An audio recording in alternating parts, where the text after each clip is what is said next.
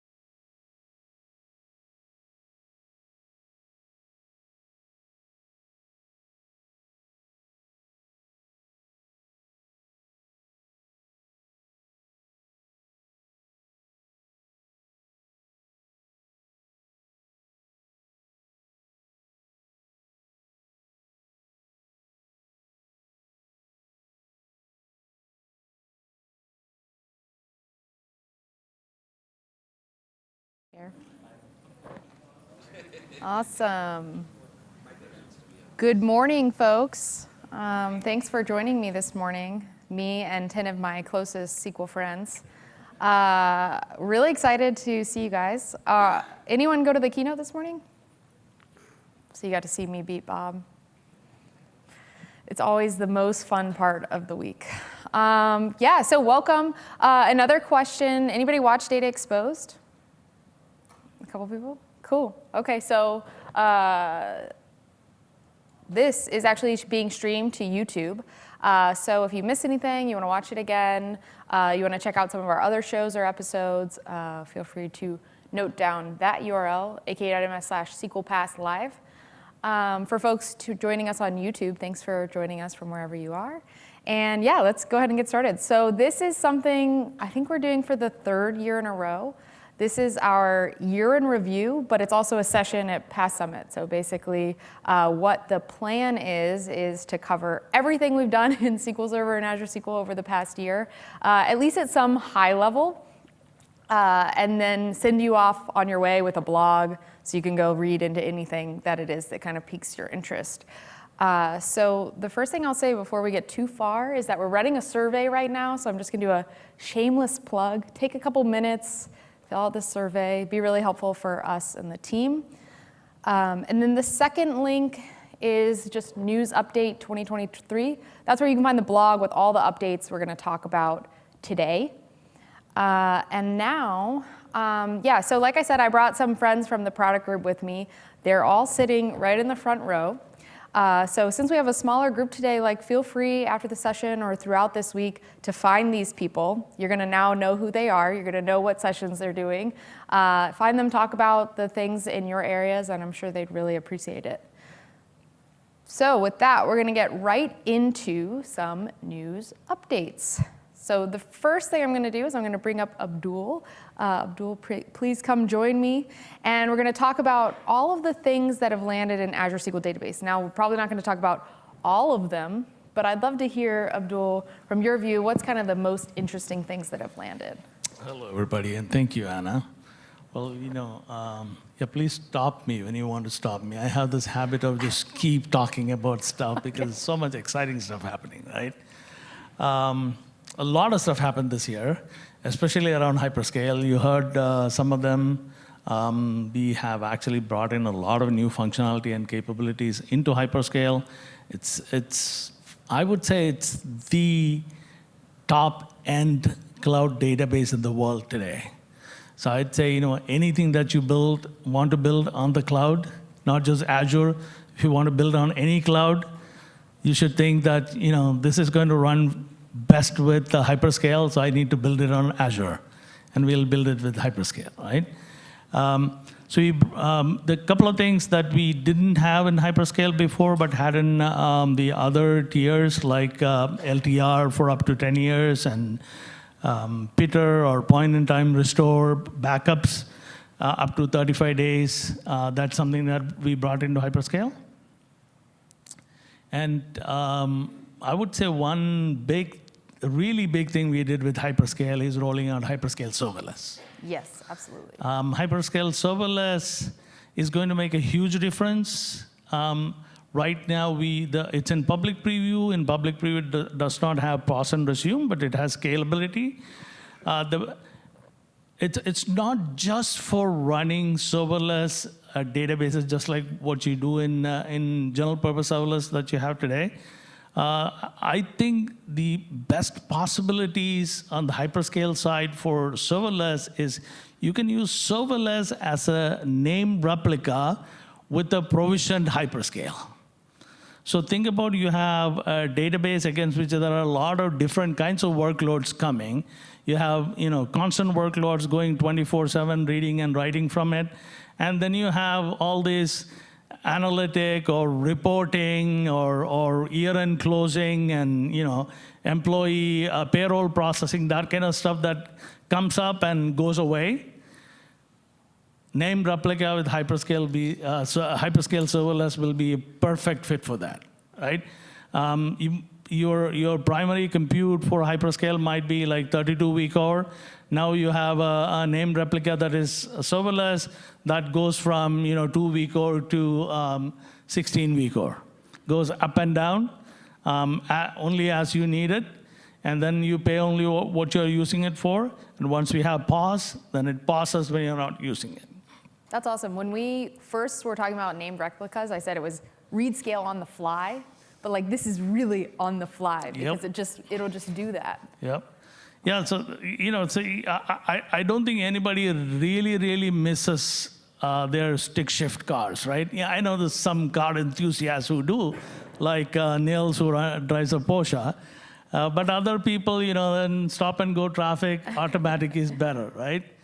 I think we are getting to a point where databases would kind of like become invisible, where you don't have to do all the turning the knobs and deciding what you want.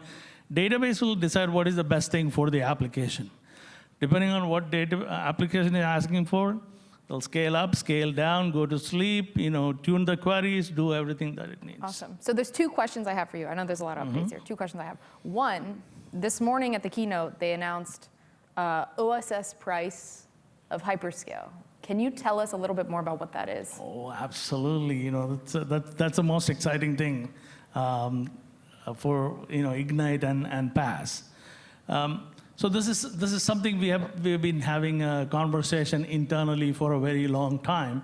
So if you think about the different database services that we have, some of them are architected exactly like how we used to run SQL Server on-prem, right? For example, general purpose or business critical. But hyperscale and serverless are architected for the cloud. You cannot take hyperscale from Azure and run it on-prem, right? Because it's specifically architected for the cloud. So we were thinking that we should probably have the pricing also that is kind of like more in tune with cloud pricing. That makes it, takes away all the complexity. People don't have to think about what is the license, what is the IP, what is the compute price, what is the storage price, what is I/O. So we just wanted to simplify it. And we have heard it again and again and again from a lot of customers that, your pricing is just too complicated. Is it possible to simplify it? So now with all this wonderful functionality coming into hyperscale, making it the best database to build any kind of cloud native application, it just made sense to make it as simple as possible. So we actually made the pricing exactly like any cloud open source database service pricing. So you just pay one price for a compute. There's no IP, there's no I/O price, nothing like that. Very simple to understand, very simple to calculate how much it's going to cost you, and very simple to pay for it. Awesome. That's great. I know people are excited about that. The last thing I want to ask is about the free tier. Can you tell us a little bit about the free tier? Well, the free tier is something that's near and dear to my heart, something we have been working on for some time, because we wanted everybody to feel the full goodness of the service. We had a free tier before that was based on the lowest tier of the service that we have, which is basic. And you get so many hours every month, and it wouldn't let you do most of the things that you want to do. I don't remember if it was basic or S0, one of them. You cannot do most of what the service is capable of doing with that tiny little tier, right? So we wanted to provide everybody an opportunity to come and experience the full goodness of SQL, especially serverless. So we rolled out the new free offer, which is right now it is forever. You sign up for it. It is free per subscription. It is forever and never stops. You get 100,000 week or seconds per month, and go do whatever you want to do with it. Build a new application, learn how to use serverless, get the whole experience. You just use it at the full 4-week or all the time and be done with it in 2 weeks and let it go to sleep for the next 2 weeks, or let it run the whole month with using maybe 1 week or something like that, right? Awesome. It's a great offer. If you haven't tried it, please go try it today. Absolutely. Well, awesome. Abdul, thanks so much for coming on and sharing some of this with us. Thanks. All right, we're going to keep rolling. We're going to move on to migrations. So Sudhir, if you want to join us. Sudhir is the leader of the migrations PM team. Thanks so much for joining us. And thank you for inviting, and hey all, good morning. And so tell us a little bit about some of the things that have landed in the migration space this year. Right. So before I talk about the features that we've landed in the migration space, I want to talk about one important aspect. Right now, the migration tooling ecosystem that we have has been evolving over a lot of years, and we have a lot of purpose-built tools evolved to solve each of these needs. Now, what we are trying to do is bring the goodness of all these features into streamlined 2 or 3 tools so that users do not have any cognitive overload in choosing, picking and choosing what tool they do need to use for various phases of migration. Right? Now, let me talk about the most important things that we are landing in this space. The first thing that I want to talk about is the new and improved, the new portal experience that we have for new version of database migration service, DMS v2. So this is much more feature-rich and capable than what we have in DMS Classic. The second thing I want to talk about is the new on-premises on-premises assessment that we have with a performance fallback in Azure Migrate SQL experience. What does it mean? So users who are running assessments on their SQL servers, on-premises SQL servers as of today in Azure Migrate, predominantly get lift and shift recommendations wherein they have to lift their on-premises SQLs into a VM. Whereas with this new capability that we have built out, your recommendations are going to match whatever configuration you have on-premises in the cloud with SQL VM as the target, right? Azure PaaS as the target. That is one of the most important announcements that we're making. And the other one is schema migration with DMS. So one of the key pain points that users have when they have to migrate is the multi-step journey that they have to go through by hopping through different experiences. For example, if you have to migrate your database right, to SQL DB, first you have to deploy your schema and then migrate the database. And for deploying the schema, you have to jump to multiple experiences. What we're doing with this is streamlining and simplifying this experience by allowing you to deploy the schema wherever you're living in, right? Within DMS, you can deploy your schema with few clicks, and boom, you're ready for data migration. That is another thing that we are doing. And the other things, there are a lot of other things, but I'm really excited about announcing that we are going to preview soon the Oracle at scale discovery capabilities in Azure Migrate. So when we talk about discovery and assessment, one of the biggest challenges that we have is how do we discover all the instances across my estate, right? There are thousands of instances. We have solved that problem for SQL using Azure Migrate by integrating with Azure Migrate. No matter how many SQL servers you have in your estate, you will be able to discover all of them, assess them at scale, and get high quality recommendations, right? That work and that match your performance and budget criteria. We are extending all of those good capabilities for Oracle as well. So no matter how big your Oracle estate is, you will be able to discover all those Oracle instances, Oracle servers, and you will be able to get high quality recommendations for SQL Server or IaaS within Azure. Right? Awesome. So those are the things that I like to highlight. highlight. It's great to see that. I think it's really been a journey. I think probably a lot of folks here have seen how we've gone from all of these tools to like, hey, just go to Azure Data Studio, get the extensions you need, get the experience you need, and then you go over to the Azure portal, and in Azure Migrate, you can get everything else. And so it's really streamlining that for folks, and I think it's great. And now it's great to see this like really targeted enhancements on the Oracle side. So awesome. Thanks so much, Sudhir. Thank you very much, Anna. Awesome. You got a question? Yeah, can the Oracle migration go to Postgres or only SQL? Can the Oracle migration go to Postgres or only SQL Server? So we have the capabilities built for both Postgres as well as SQL. So those capabilities are a little distributed as of now, but we do have the capabilities. So we have a session. In fact, I would like to talk about this.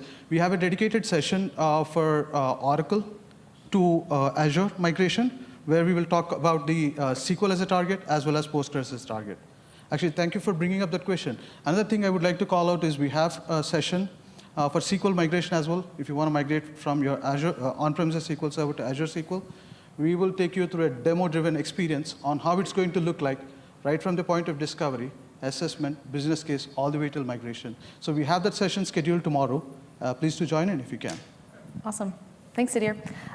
For folks tuning in, wherever you are, here, online, aka.ms/SQLPass23. That's where you can find all the Microsoft SQL sessions here this week.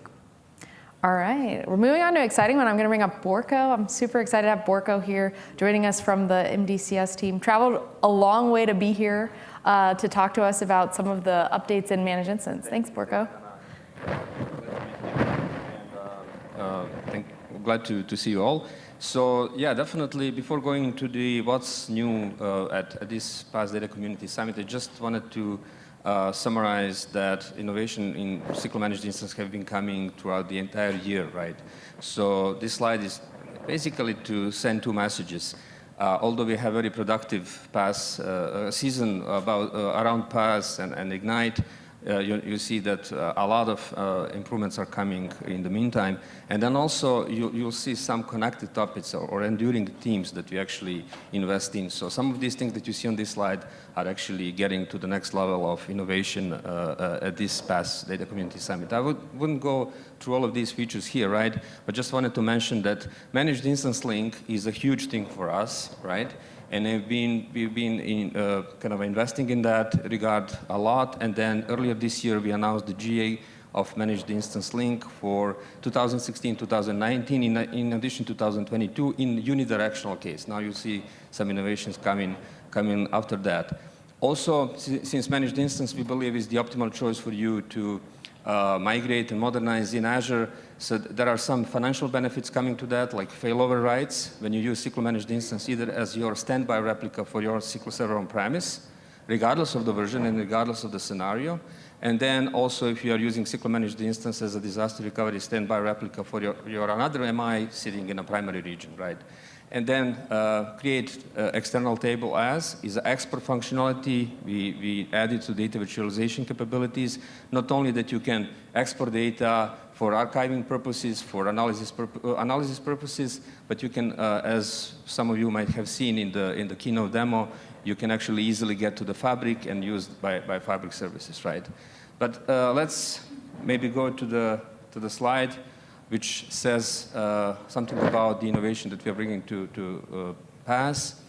There are kind of three key themes here. I hope, Anna, you don't mind. I use some color coding here to help people understand what we're doing. Like customers who are migrating to Azure, they are asking three fundamental questions. Really, top of their mind is, hey, how I can optimize once I migrate, right? Because cloud has that promise. I'll be spending only what I use and not more than that. A couple of things coming in this bucket, right? First of all, maybe some of you also ask about that, is the reserved instance benefit for the Premium Series hardware, right? So Premium Series hardware went to GA last year. It has a great adoption because it's a really superb CPU generation, much more memory than standard generation, excellent behavior for the SQL workloads. But people who were kind of open to commit for 1 year or 3 years upfront couldn't get to an optimal pricing point. Finally, we are super happy to announce reserve instance pricing is there for Premium Series. And then things like start-stop and faster provisioning for SQL MI really brings SQL MI in proximity of scenarios where you really need to adjust use of SQL MI to your workload, right? For example, for start-stop, you can run SQL MI working days and not weekends. You can run only during working hours and keep it off during the kind of outside of the working hours, and then save a lot in terms of compute and licenses, right? Business Critical is coming to an interesting transformation. On the previous slide, you see that we already doubled the log throughput and then increased the maximum vCore size.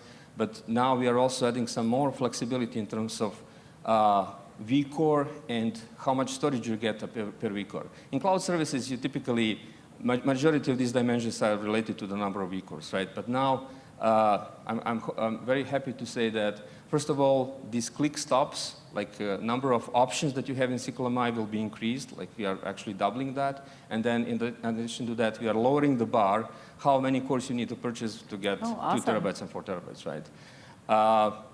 Not much to say about zone redundancy for SQL MI. It has been a long-standing ask. I must say that our services, DB and MI, have been providing excellent SLA even in a single zone configuration, right? But you know, the zone redundancy became really industry de facto standard, right? So we are happy to say we are compliant with that. Business critical coming to GA, general purpose to public preview. We hope not to be very long in public preview for general purpose, right? Now on the right-hand side, a couple of things are really around the hybrid flexibility and data mobility. What we learned over a couple of years that customers, when they migrate to cloud, they do not do all or nothing, right? They basically kind of keep their estates hybrid. Some workloads will come later, some workloads may not come ever, right? But regardless of the fact, they want to keep their estate connected. They want to exchange the data between different parts of the service. So MI-Link, with the bidirectional replication now, for the first time, is able to provide that flexibility. So not only that you can actually use SQL MI as your disaster recovery for your SQL Server running on 2002 version on-premise or elsewhere, but also you can have a great, we call that off-cloud database mobility. For example, if you have any scenarios like compliance requirements or basically moving data to your downstream system, maybe residing outside of cloud, MI-Link will help with that. And then distributed transaction, again, for the application, very legacy application or application relying on a distributed transaction patterns will now enjoy the fact that we have DTC hosted as a fully managed service as part of SQL MI. Awesome. Yeah, I think the last question I want to ask, similar to Abdul, I'm seeing free tier here for Azure SQL MI. Actually, free tier comes as a final step here because all of these goodies we want to make easy for you to evaluate free of charge. So coming soon, is not there yet, but very similar to what SQL DB is offering, we will give you a decent credit of CPU hours that you can spend every month on running SQL MI in a very credible offering, right? Again, 4-core, 8-cores are the kind of dominant SKUs that we have in our portfolio, and you'll be able to run 4 cores and 8 cores using the credit that we give you. With a smart start-stop policy, you can actually use it for a full month, and then you have a 12-month of a perpetual benefit. So really no excuses for anybody not to evaluate SQL Managed Instance now because it's going to be free of charge. Absolutely. I mean, I think that's just huge for Managed Instance. Yep. So Yep. all around, really awesome stuff we're seeing. So Borko, thanks so much. Thank you. I know your team has some sessions this week, so Exactly. Yeah. folks will check them out. All right, we're going to move on to security. Andreas, I'm bringing Andreas up. By the way, we've been recording a bunch of Data Exposed episodes in the studios this week. Andreas came on and we recorded a shortened version that will release sometime in the coming weeks. But yeah, tell us what's new in security, Andreas. Of course, thanks for the opportunity. So while security doesn't make you any money, right, but without it, you may lose it. So you will be happy that we always keep your back and keep pushing the boundaries and extending the coverage of our existing security controls. I'm going to go through it alphabetically almost here. So in authentication space, well, first of all, you learned about the rename from Azure Active Directory to Enter ID. Well, that's all I'm going to say about that. But the important piece here is that that we're extending support for replication, so you can use replication on Azure SQL Server on Arc. On SQL Server on Arc. The CO6 is in public preview now, so supporting Enter ID, formerly AD authentication. So basically, making sure that we reach every type of workload that you need to enable that to be supported by now Enter ID. Authorization. Anybody has worked with external policies yet? Ever seen that feature, functionality, or purview as such for data governance as a data catalog and so on? So that's a feature I've been working on quite a while. It enables SQL or the access policies to be controlled externally to SQL, so you don't define within SQL who has permissions to access SQL Server. And the first release, we are basically working together with the Purview team, which has these DevOps policies, which support typical queries on DMVs. So basically all the 680 or something DMVs were already supported, which would be typically for anybody doing performance monitoring, for example, right?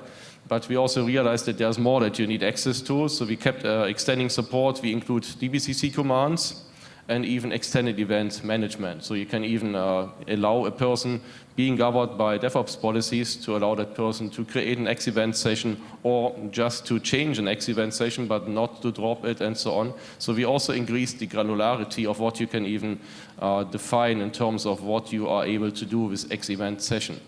And these permissions are also available in the SQL engine by itself.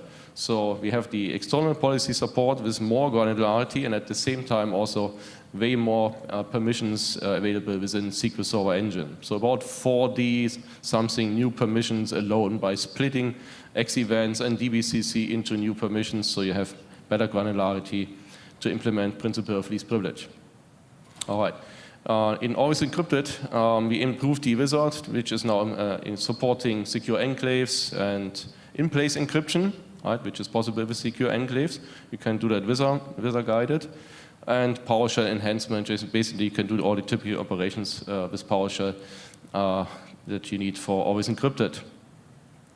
Auditing has an interesting new functionality that we just released, is support for OBO. OBO is on behalf. That's a special token that a middle-tier application basically emits that we can capture and surface in the audit log, so you can find out which user came via which application and run whatever query, right? So basically we have the full stack now of the user, the middle-tier application up to the SQL Server, and not just, hey, there was a user, but I have no idea which application was actually being used, right? So that's quite an important functionality and extending that we did there. Transparent data encryption, I hope you're all using that. It's on by default, so I bet you are. So we improved the granularity there as well, because for ISV, for example, you want to have the separate keys for different databases, for different customers. Right? So that is now possible by using database level CMKs. And we're also supporting auto rotation of the keys, basically based on the AKV rotation policy. So in the moment that you have a new key available in AKV, the TDE encryptor key will be replaced with the new one. So that is a very quick operation that's happening behind the scenes, saves you the hassle to do it yourself, right? That's really automatic. And last but not least, cross-tenant support. So if you're an ISV and you're hosting database for other customers, you can keep your encryptor key, the TDE key, in a separate tenant from the databases themselves. Thanks, Andres. It'd be great, as we close out, just to share a little bit on the things that have landed this week. I think that's the next. Yeah. So this was what we have done the whole week until now, the whole year until now. What we are announcing this week, in fact, I think it's already out, or just got out, is we are bringing Ledger support for managed instance. In fact, Walker just mentioned that as well, or he had it on his slide. So we are basically closing the gap. We have Ledger and SQL Server. We have it in Azure SQL database, and now also in managed instance. All of it is in GA. So you can use that functionality across all these SKUs. And Always Encrypted, we're just releasing this week to GA VBS enclave support. It's a very much more approachable way to support Always Encrypted. You're not required to use specialized hardware with virtualization-based enclaves. So basically, it makes it much more easier for you to onboard to Always Encrypted, and also doesn't have any of the hardware requirements, right, because of that independency. But if you're using SGX enclaves, we are also increasing the size limit, so you can use up to 40 vCores now in the DC series hardware. Awesome. Cool. Well, thanks, Andres. We learned a lot. There's a lot of stuff happening in the security space.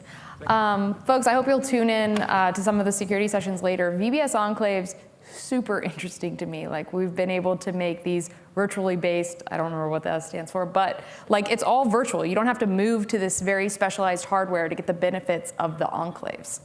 All right, we're going to move on to Pam. Really excited to have Pam up here to talk about SQL Server on Azure VM. Pam, I think, has been joining like the Data Exposed news updates since we started in COVID when we were doing this online. So it's really exciting to like continue that and tell us what's new. Hi, Anna. Thanks for having me. Hi, everybody. Hope you're having a good start to your summit. We don't have a whole lot for SQL VM, and it's kind of stuff that I've been talking to you about a lot. We do more incremental releases. We don't do like really big splashes that pass at Ignite. So we just kind of like slow burn our our releases. But a couple of the things we've done over the past year, Microsoft Azure Boost. This is something you might hear about at Ignite as well. This is this technology that's kind of in the background in Azure, which is powering these new VM sizes that are coming in. And I have a slide on that, so I'll talk more about that in a second. Awesome. And then, Entra, of course. So formerly known as Azure Active Directory. So we now have Entra authentication for SQL VMs if you are running SQL Server 2022 through the SQL IaaS agent extension. Some improvements with the SQL IaaS agent extension. We used to have this lightweight versus full. So you'd have to like opt into the extension, or you'd get registered with the extension, then you'd have to flip it into full mode to actually use it. So we got rid of that extra complication. So now it just kind of works seamlessly, which goes along with our principle of least privilege. So now the only permissions that are being enabled by the SQL IaaS agent extension are the ones that you need to run the features that you turn on. So you want automated backup, you turn it on, you get the permissions just for automated backup. So that's that principle of least privilege that we implemented allows us to do this removal of lightweight versus full. Now, some of the more exciting stuff we're working on. Super exciting. Yeah, you're super I love excited. Azure Update Manager. I'm jumping the gun. Tell me about it. Yeah, I love this too. So Azure Update Manager, this is another team within Azure that works on automated patching. And if you've used the SQL IaaS agent extension, we had a very basic automated patching solution that would allow you to schedule security updates, but it didn't do cumulative updates, and it wasn't particularly robust. And we had a lot of customers asking us to add features to it. But then we discovered this Azure Update Manager, and they'd go far beyond what we were doing. They did everything that our automated patching solution did and more. So we decided, why not just tightly integrate SQL virtual machines with Azure Update Manager? And so this is actually in public preview right now. If you're using SQL VMs, you go into the SQL Virtual Machine portal, you go to the Updates tab, and you'll see Try New Experience Azure Update Manager. And you click that, and you'll see a much more robust automated patching solution. Schedules, multiple schedules. You can assign multiple schedules to a VM. You can assign multiple VMs to the same schedule. You can apply not only security updates, but cumulative updates as well. And you can even have multiple schedules. So say you want to do your Windows updates on one schedule and your cumulative updates on another schedule. You can do all of that with Azure Update Manager. And you can do it at the single VM level, or you can do it at scale. So really cool functionality. I urge you to try it, especially if you're already using our automated patching. You want to switch to that because it's better. And then eventually it'll replace our old automated patching. It's actually really interesting when you think about like a PaaS service. We are always hearing people say, oh, we want more. We want custom maintenance windows. We want to say when the updates are happening. Then you go to the VM world and they're like, we want more updates. We want more automatic. And like, we're listening on both sides and getting closer and closer. Yeah, exactly. So no matter where you land in Azure, we got you covered on patching now. Okay, so tell me about Azure Boost. Yeah. Because the numbers I see are just insane. It's amazing, right? So let me flip to the next slide there. So this is some of the innovation we've done on infrastructure over the past, actually really 2 years. The splash is EBDS v5. That's a VM series we love that was purpose-built for relational databases. You may have heard me talk about it before. I call it double sprinkles VMs. So hashtag double sprinkles. It's because I love it. It's because it's so great for SQL Server workloads because it's got the IOPS and throughput that your databases need. And a lot of the challenges that we see our customers seeing when they come into Azure from on-prem is they look at the number of cores they need, they look at the amount of memory they need, they deploy a VM that has that, and you're not paying attention to how much IOPS and throughput you're getting with that VM because you weren't paying attention to it on premises. But once you come into Azure, that VM comes with a fixed number of IOPS and a fixed amount of throughput, and you need to pay attention to that or you're going to have perf issues. So EBDS v5 has the highest bandwidth of any VM in Azure, and in fact, these new sizes that are powered by Microsoft Boost, The larger sizes, we now go up to 400,000 IOPS and 10 gigabytes per second of throughput on the double sprinkles VMs. This is in public preview now, and we'll be going to GA soon, I hope. And this is, like I said, I keep talking about this Microsoft Boost. So what is it? It's really just a fancy branding for all of these back-end innovations that we're doing in Azure. Things like hardware offloading onto a card in the back end, upgraded networking, RDMA, all kinds of stuff that's happening in the background that we wouldn't normally advertise. But when it all comes together, it gives you this amazing performance. And this is what we have today. I can't even tell you about what we're going to have next year, but it's going to be amazing, right? So all of that powered by Microsoft Boost. I'm super excited about where we're going with price performance. So if you're interested in learning more about price performance, I have a session tomorrow. I think it's around 10 a.m. sometime. Check that link that Anna was talking about, and we'll talk more about price performance. We'll also talk more about high availability and disaster recovery in Azure VMs, because we have some great experiences for that as well, and that's in the afternoon tomorrow. Last session tomorrow afternoon around 4:45, I think. Awesome, cool. Well, Yeah. Pam, thanks so much for coming on. Thanks, Anna. Awesome. EBDS V5. It's a mouthful, but you learn to remember it. You got to remember it. If you remember double sprinkles VM, it doesn't show up in the Azure portal. You can't click. But we should work on that. We should work on that.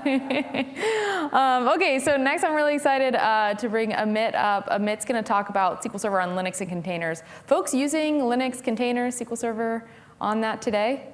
At least one hand, please. Awesome, cool. Amit, thanks so much. Tell us a highlight of what's going on this year and coming this week. Absolutely. Thank you so much, Anna. And I just have a question. Is the time on stage directly proportional to the time you take to fly in for this pass? Amit came in from India, so I don't think so. I don't think we have time for that. All right.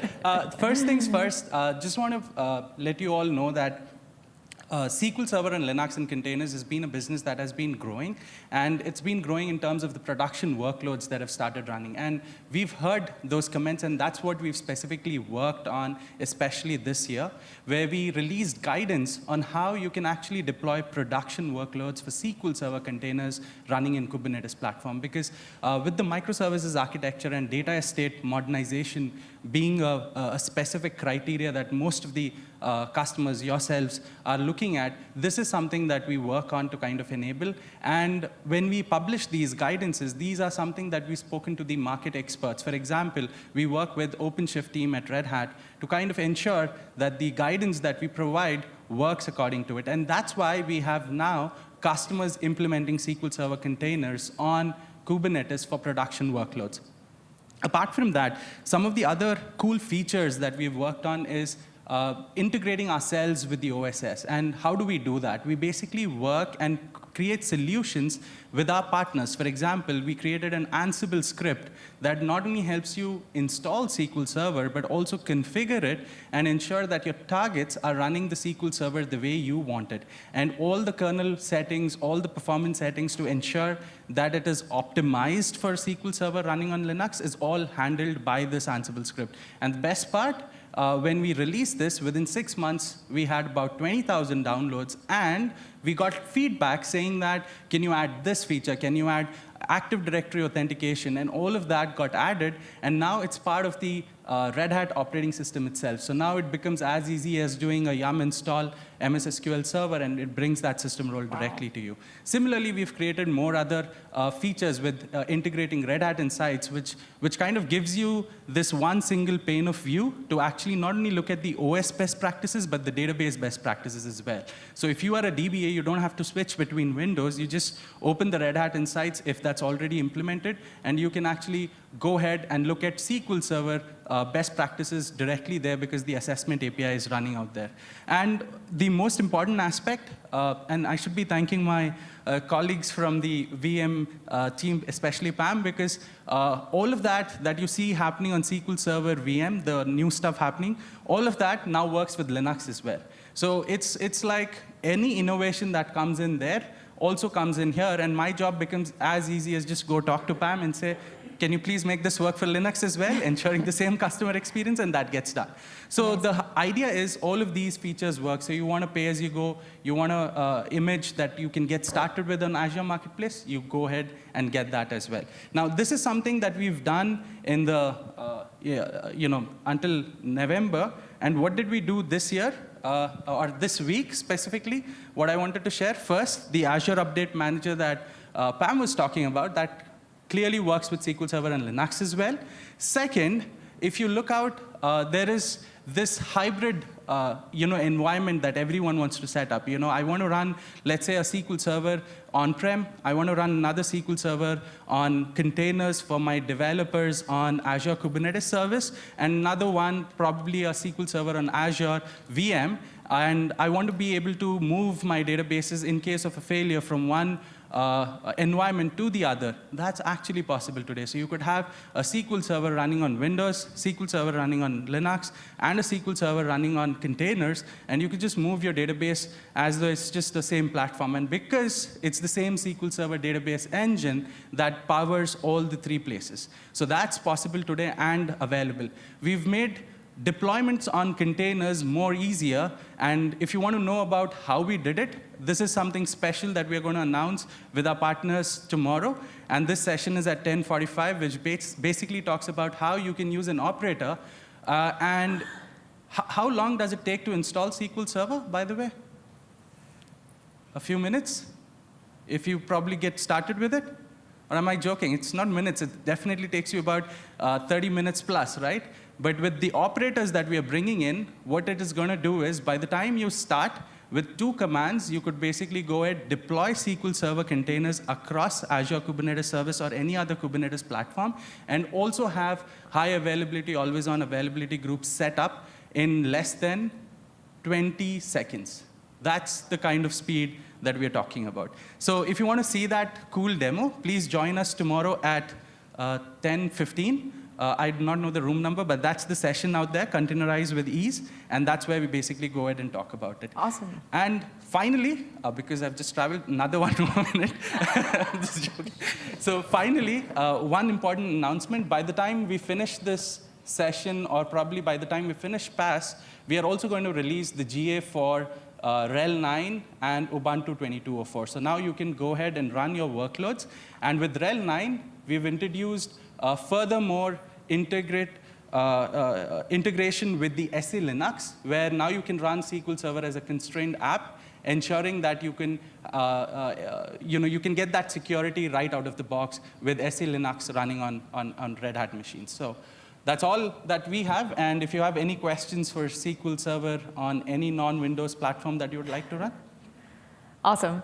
Thanks so much, Amit. I got to tell you guys, when Amit told me that he could do an availability group across SQL Server on Windows and a container and something running in Kubernetes, I was like, nah, I don't believe it. And then he showed me with the DH2I team, and it's really just kind of phenomenal to see that.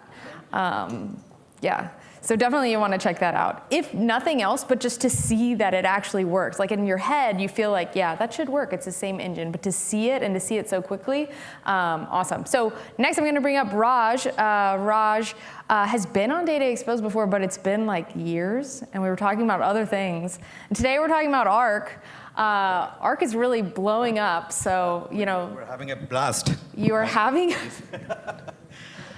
Okay. So before I go with the new features and the features that we have been doing for last 1 year, I just briefly want to take some time and talk about what Arc does for you. Basically, Arc-enabled SQL servers really help you to manage your SQL servers and secure your SQL servers at scale for the entire estate from the single control plane, Azure, regardless where these SQL servers are deployed. Whether they are deployed on premises in a data center or on the edge devices, or if they are deployed on clouds like AWS and Google, it will help you to manage from a single control plane in Azure, right? And Arc has been there for almost close to 2 years, and we have seen a phenomenal growth. But at the same time, customers are very vocal in terms of what they really want us to prioritize to help them to manage. And the list that you are seeing on the screen are the new features that we are releasing this week. Very exciting week this is for us. One of the top asks customers asked for is ability to monitor the SQL Server performance. See, for SQL Server workloads, you guys know that performance is significant. You want to make sure that SQL Server can perform to support your workloads. Now, we released the performance dashboards that you can really monitor the SQL Server performance from anywhere in the world. You don't have to log into the SQL Server box. You can sit in a beach, enjoying a vacation, but at the same time, you can take some time to monitor your SQL servers as well, how they're doing it, right? And then, customers really loved the Arc enablement for standalone SQL Server instances. Then the next question they asked is, why don't you support for failover cluster instances? Why, support for always-on availability groups? So now we listen to that feedback, and this week we are supporting the release for the support for Arc-enabled SQL servers for failover cluster instances. And now you can use Microsoft Defender for failover cluster instances to secure your SQL servers. And then you can real-time monitor your always-on availability groups from Azure portal. And you can also do a manual failover, right? So those are the features went in. And then when it comes to optimizing the cost for you, right?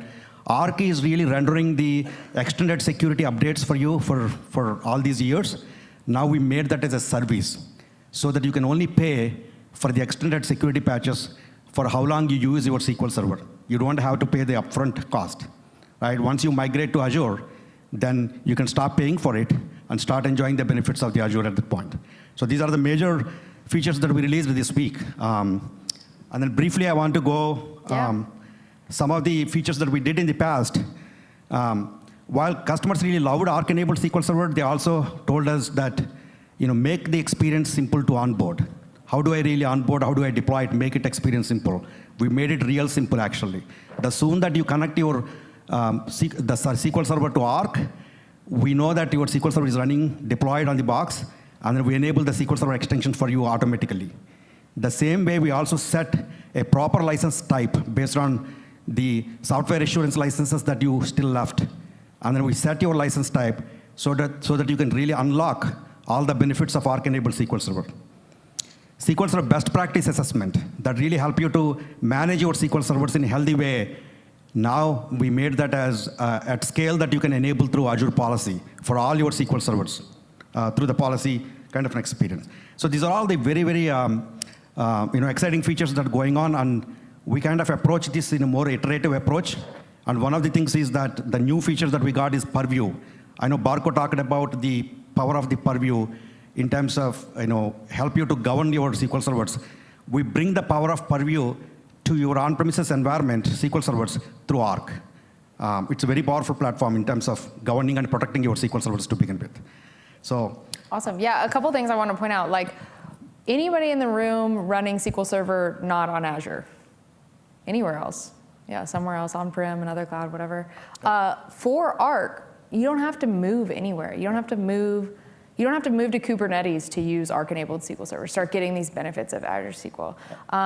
One thing I want to ask, if you can talk about it. Can you talk about PayGo? Yeah, pay as you go. So, like I said, we're helping to optimize the cost. We introduced a new license model called pay as you go. Just only pay for what you use.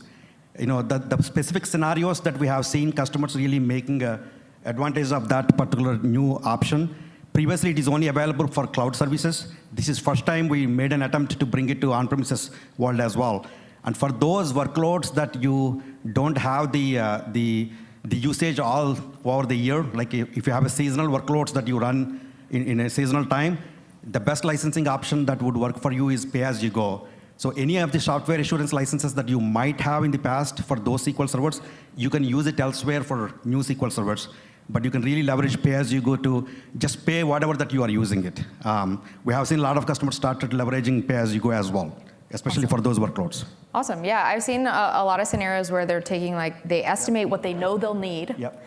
And then for everything else, maybe like Black Friday or whatever your big thing is, yep. You don't need to pay for that for the whole year or 3 years or whatever your commitment. You can just use pay-as-you-go for those sorts of situations. And the same applies, I know you mentioned this, to extended security updates. So you don't have to go through this re-signing thing for a big contract. You can just do it as you need it. Yeah, exactly. Those are the cloud benefits. Because you are not moving to the cloud, we are bringing the cloud benefits to you, to your doorsteps. That's the main punchline there. Awesome. Thanks so much, Raj. All right. You guys learn a couple things? Anyone not learn anything? You're like all melting now, like this is too much info. But don't worry, because we'll have a blog. You can go link on everything you heard talked about today. But next we're going to talk about tools. Aaron Stellato, so excited to have you here to talk to us about tools. I'm happy to be here. Thank you. I was like writing something, I was working on something, and I was like, am I up soon? And yes, here I am. All right, so are you ready? We're ready. There's a lot on this slide, like on every other slide. I can't hit everything on it, so I'm going to call out a few of the highlights. You saw the demo, right, that Anna did with Bob, and one of the things that Anna was using was Copilot within the portal, but we also have a GitHub Copilot within Azure Data Studio. This also exists in VS Code. It's the same extension, but you can use it in Azure Data Studio if you're using that because you're cross-plat, because you're more developer, because you're using some of the other extensions. Copilot is there, and that works for writing T-SQL. It also works for writing queries against MySQL and Postgres. So definitely give it a try if you haven't already. We GA'd the SQL Database Projects extension, also for VS Code and Azure Data Studio. That was back in May. And there are a ton of other improvements that we have seen within Azure Data Studio. Do I have any users of ADS in here? Show of hands. Okay, a few of you. We released 1.47 last week, kind of, sort of. Okay, 1.47 last week. We've been releasing about every other month. And if you didn't know, I really want to call this out. In preview requires enabling a specific option, okay? It doesn't just show up. You have to turn on the preview flag. We have added, within the UI, create database, delete database, which seemed like they should have been there forever, right? They're there. Attach and detach database. Database properties, server properties. We also have now user management capabilities. So we are going to continue to pull these to GA, and it's basically this core functionality that folks need to sit in ADS the majority of the time. And a reminder, it's not a replacement for SSMS. SSMS isn't going anywhere, I promise. Okay, we'll talk more about SSMS and ADS tomorrow. We have a tools session the end of the day tomorrow at 4:45. It conflicts with like 5 other sessions, right, that you've heard about here. So I understand that choosing is very difficult. But we will have tons to share about specifically what's in these releases, including 19.2, SSMS 19.2, which came out on Monday. So surprise, we talked about not releasing anything for SSMS later this year, and we happen to do that anyway. And then the other thing I'll mention is DACFX 162. This just came out a few weeks ago, which allows for export to Parquet in Azure VM and Azure SQL MI. So this is going to be a big benefit, and this is going to continue to evolve. So watch this space for more improvements. Yeah, absolutely. The performance benefits we're seeing with the new release is really awesome. Huge, big. Did you ever see Pretty Woman? Big mistake, right? Like, huge. Had to throw in a movie reference, come on. Awesome. Anything in SSMS 19.2 you want to highlight? Anything, everything. So those of you that use Azure Active Directory, that's now become Microsoft Entra. There's controversy about how folks say Entra. Have you heard this? How else would you say it? Well, I say Entra, but apparently there's also an Entra that has been said. Has anyone else heard that? Really? Was it Bob Ward that said it that way? I think, you don't remember. I mean, he could make fetch happen. Yeah. He could make it work. Bob could make that work, yes. So anyway, everything's been rebranded in SSMS to Entra ID. If you're looking in the docs, you'll still see probably a reference in many places to Azure Active Directory. It's a lot of docs that we have, particularly for SSMS, so it's going to take a little bit of time to get those updated, but we'll get there. Let's see, what else do we have? We have improvements to Always Encrypted. That team has done a ton of fantastic work, particularly related to secure enclaves, so you'll see that in 19.2. We also have improvements to the link MI from the managed instance folks. That team has also done a lot of great work within SSMS. And one of the biggest things, which I am extremely excited about, is related to extended events.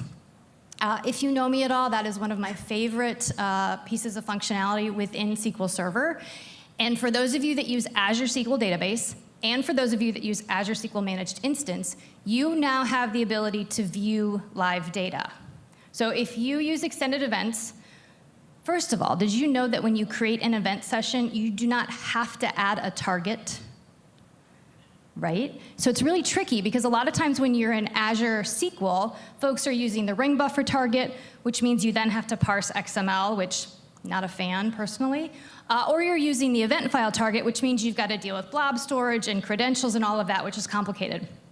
No more. With 19.2 in Azure SQL, you can now create your event session, don't need a target, start it up, and then you can do right-click, view live data. It's going to open up right there. And then you can stop that, you can save that out to a table, you could save it to a file for longer term retention. You also now have the X-Event Profiler within SSMS for Azure SQL Database and Azure Managed Instance. So I'll pause because I could keep going, but those are some of my favorites. Awesome. Thanks so much, Erin. It's really exciting, and I hope folks will join us in the tools session tomorrow. Yes, please, if you've got feedback, love to hear it. We'll talk about where we're going, both for Azure Data Studio and SSMS, and for a ton of other things. Awesome. Thanks so much, Erin. I'm going to go a little rogue here because I see Miasma in the audience. Miasma, would you be okay if I grab you on stage? This is what happens if you come in. So I'm going to bring Miasma up. Thanks so much, Miasma. No worries. We talked about Azure SQL Database with Abdul, but Miasma leads all of our developer, all of our AI innovations for Azure SQL. So can you tell us anything that stands out here from the developer point of view? Yeah, so Abdul told me that he already talked about it, so I'm not sure if it's a repeat or anything, so let me know. So a few things here that we have announced throughout the year that are really exciting. Data API Builder, if you don't know, it's built completely in open source. The link to find more about it is ak.ms/dab. So if you have kids, you know dab. DAB, go there, find out more about that. So basically, it reduces the level of API management that you have to do today, and it's as simple as right-click and you're done. So that's something really exciting. We released this earlier this year, and we're making it GA next year. It's built in open source, so that's super exciting. External REST endpoint. So you saw today in the keynote the external call to OpenAI to get information. So that's actually through your SQL database stored procedure. It's called SP invoke external REST endpoint. It is built in the engine, so you can call any external REST that you have access to. So it's as simple as that, including OpenAI. So you can do anything you can do with OpenAI with the data stored in your SQL database right from the engine. So it's super exciting. We're seeing a lot of developers building amazing intelligent applications using that. One thing which is not on this slide is our work with the Azure Cognitive Search called Azure AI Search. So if you go to Tech Community and Dev Blogs today, we have integrated that as a data source, so you can really get the full benefit of AI applications directly from your SQL database data stored there as well. A lot of other exciting things, tool stuff that Aaron already mentioned that we're doing in the developer space. So feel free to connect with me afterwards or other things in this. And then one thing, last but not least, is the most favorite from developers is the JSON data type support. So we have now native JSON data type support in Azure SQL Database. Yes, that's true.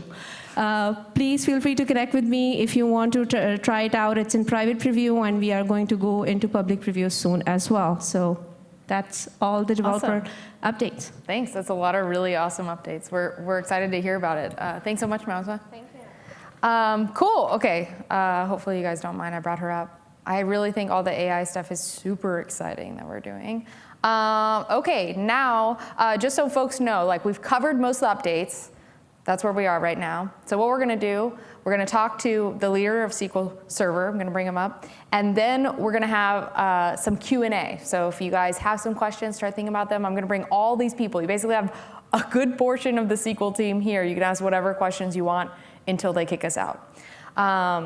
All right, so with that, I want to bring up Sanjay Mishra, who is the Partner Director of SQL Product Management. So he oversees SQL Server, Azure SQL, all of it. Yeah, so Sanjay, thanks so much for coming. Thank you, Anna. Thank you for having me there. Yeah. How are you all doing? Good, good. I hope you're all excited to see the series of improvements, innovation that we are bringing here. I have a couple questions for Sure. you that I prepared, Sanjay, if it's okay.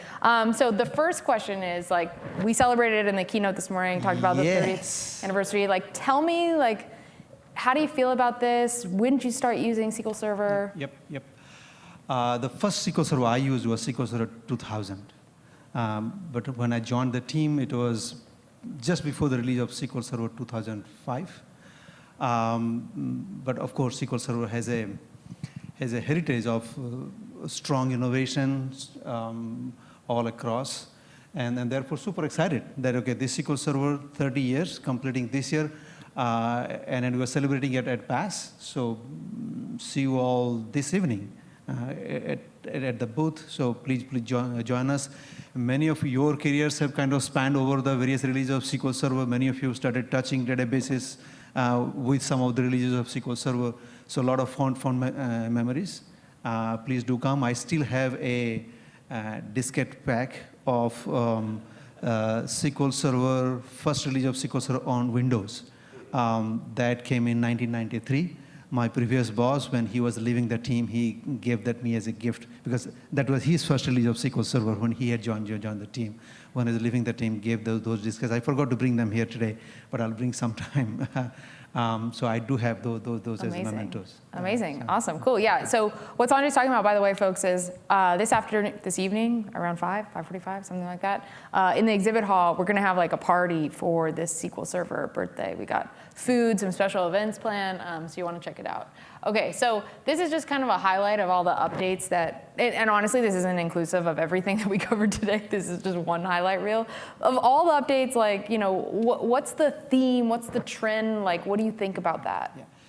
So Erin talked about a movie. So if you talk about a movie, you need to talk about a song also, right? So you know the song, like, you can count on me, 1, 2, 3, I'll be there, right? So that's what we believe in, is that you can run SQL Server in whatever form you want, whatever you want, in whatever hardware you want, in whatever operating system you want, in whichever cloud you want to. Of course, Azure is the best place to run SQL, but if you want to run in other places too, we'll be there. We'll be there. You can count on us. You can count. You do your data the way you want, and we'll be there. You bring your application the way you want. You scale your application the way you want. We'll be there. We are there for you.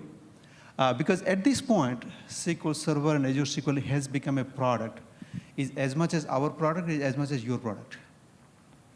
It's no longer something that, hey, product team develops something sitting somewhere without knowing what the community is asking for, without knowing. It's not like that. You have been shaping the future of SQL Server, future of Azure SQL all these years, and it has come to the point you have as much stake in the product as much as we do. You defend the product, you stand up for the product, you become the advocate of the product as much as we do. So that's the stage of that this product has become. It has become a cult. It has I don't know if you should say it has become a culture. What I mean by culture is a culture. It has become a way of life for many people over the years, over the decades. So keep giving the care and feeding that it needs and deserves. Be the advocate of the product among your organizations, and we'll be there. You can count on us. We'll be there. The few themes that always we keep in mind for us, that how can we'll be there for you no matter your scale, your needs, whether you're building a new application. You want to start small, grow big. You have to start free. A lot of free things came up. Bringing you the software as a service at the lowest TCO is super important for us, so that anybody can work on any size and scale of application from day one and grow and scale. So those are, if you can see that there are tons of innovation in this space, tons of price performance innovations, as you saw, tons of new functionalities for developers to bring, whether you're building a cloud-native application, an AI-infused application, or you're modernizing your existing application into the cloud. So the themes are all there. The theme is, we'll be there. Count on us. Thank Awesome. you. Thanks so much, Sanjay. Thanks. All right, so just a couple things I want to wrap on before we bring everybody out to do some Q&A. Like, you've now met a lot of the speakers that are here from the SQL team. So this is available online also if you want to check it out. You just met Sanjay. Sanjay so graciously has volunteered to give out some mentoring sessions. So we're running a survey I shared with you guys at the beginning. But we'll do some sort of raffle and drawing and raffle off some sessions with Sanjay so you guys can talk. If you want, just got to fill out our survey for us. The next thing, I'll put this back up, is we'll enter the Ask Me Anything. So if folks from my team want to come up, SQL folks, Microsoft SQL folks here. And if folks have questions, we'll do questions. If you want to access any of the links for anything we talked about today, this is a link to the blog. Should be live. Feel free to reference it at any point to see everything that's landed over the last year. I try to bring everything there, and if you see anything that's missing, let me know, and I'll update the blog. So again, I'm just going to leave this slide up. So folks have it. And then questions, and I can be a runner if I can give some mics. Any questions? You got basically the SQL leaders here.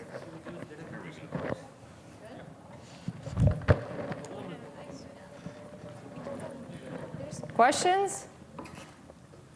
Not a single, oh, all right. All right. SQL Server Managed Instance, failover groups, you get an HA name when you create them. Is it possible to retain that name if the failover group is torn down? And if not, would that be a feature you might consider adding in the future? Use case QA, test your failovers, keep that HA name for your clients to connect to, but then tear down that secondary to save cost. So let me see if I understood the question correctly. So basically, you would love to have a sort of a start and stop functionality on top of the failover groups, right? I want to keep that HA name. So you get that high availability name that spans both instances when you fail over. But when you drop the secondary, you lose the name. So your client should always connect to the same name, whether there's a secondary present or not. What do you think? So that's something that we definitely can consider. So I know that two of us, we plan to have a meeting this week, so later this week. So I definitely would love to sit with you and talk about this scenario in more details. But yeah, very open to receive this feedback. I'm walking around, people are saying +1, just for the record. Okay, other questions? This is your time. Yes. Will Copilot also work on Yeah, so right now we're working on SQLDB and Azure, but on-premise is something in the pipeline as well. So we are looking at how to enable that. And currently, there are a few ways that you can still do it. For example, if you are connected to Azure Data Studio, you can actually do that. But in terms of the Copilot demo that you saw in the morning, right now it's only in Azure. But that's something we are working on. So happy to chat with you and learn more about your use case. Other questions? Will SQL Server Management Studio be available in 64 bits also? When will SQL Server Management Studio be available in 64-bit? That's going to happen in 2024. I don't have an exact timeline, but we will be going to, I love the quiet applause. Thank you so much. Even better. I'll let the engineers know. We're going to the latest via shell. And that means that we also get 64-bit. There will also be improvements related to the connection dialog, and we'll go to the latest Microsoft Data SQL client as well. Sounds good. Okay. All right, other questions? Yes. Earlier in the presentation, the IaaS, RDBMS VMs was discussed, and the EB DSV5 series was recommended for RDBMS workloads. if it's available and if there's time, what is the B, as in Baker, what does that designation mean with or without on that VM? Sure, great question. The B in EBDSV5, when we first talked about it, stood for bandwidth, because those are the VMs that have higher I/O bandwidth. If you look in the documentation, believe it or not, we actually document what every single letter in those VM series means. I have a link to it at my Price Perf session tomorrow. And I think they called it something other than bandwidth, but that's what it means. Anything that has that B in it is going to be our higher bandwidth, higher I/O bandwidth. And you may start to see other series that have that B in it if we start doing more high bandwidth series. Thank you.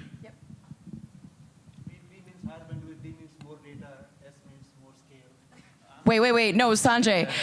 D means it has a local drive attached. S means it supports premium storage. Don't confuse them. Any other questions? Any requests? Oh, wait, are we talking karaoke now? I blew out my voice last night. I'm sorry, guys. I can't help you. And I promise it won't even be about managed backups this time. I run a weird workload. I run about 800 databases in availability groups, and I really need more RAM per CPU. Are you talking, again, VMs, IaaS? Yes. Yeah. I know you do, and I'm working on that for you. I don't have anything I can tell you today. I just had to bring it up every time. Yeah, no. So there is, there is one thing I can tell you. That is the MSV3 VMs are in preview right now, and those have like, I can't swear, a ton of RAM in them, but they're a little, what's that? 3 terabytes of RAM, yeah. So those definitely have the highest mem to core ratio right now, but we're working on getting more memory in some of those more general purpose systems as well. So stay tuned. Yeah, you're running at 10% CPU and you just need way more RAM. I hear you, I hear you, and we're definitely working on that. EBDSV5 has the 8:1 memory to core ratio, which is, I mean, at first we were saying that was a sweet spot, but now honestly I'm starting to really think it's entry level. Yeah, so yeah, we're definitely working on that. Thanks, ma'am. Any other questions? Okay, you all. These are people you want to talk to, so study their faces, find them in the hallway, find them getting coffee, find them at lunch, talk to them. This is a great opportunity to connect, to relay your feedback, to make asks. Like, this is what we're here for, to listen to you, to figure out what we should do next. So just want to thank all of you for spending some time with us. I know Bob was doing a session at the same time, so I appreciate you coming here. To our viewers online, we really appreciate you streaming in. And if anyone here wants to catch up later, remember this is all on YouTube, so you can check it out, or you can follow our show at Data Exposed channel on Azure SQL YouTube channel. That's it for me. Thanks so much. We hope to see you next year. Thanks, Anna.